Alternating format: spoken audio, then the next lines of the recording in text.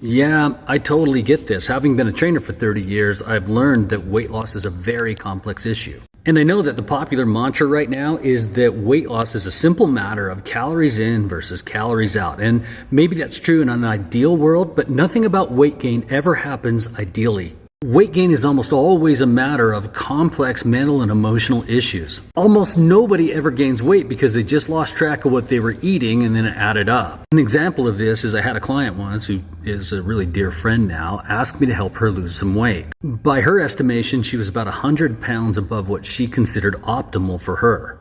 I plugged her straight into CICO, calories in versus calories out, and started exercising her optimally. And sure enough, right off the bat, she lost about 25 pounds over 3 or 4 months. Somewhere around the 4-month mark, she just stopped losing weight and became very frustrated, but she kept at it for over a year. I was a young trainer and I got kind of frustrated with her and I was like, do better, this is simple. But over that year, I got to know her and I began to realize that I was in way over my head and that there was something else wrong.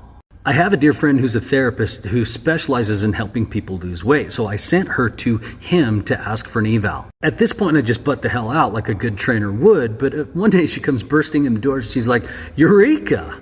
After a few months of therapy, what she discovered was that her weight gain and lack of success at losing weight was her body's natural response to some emotional trauma that she'd suffered as a child.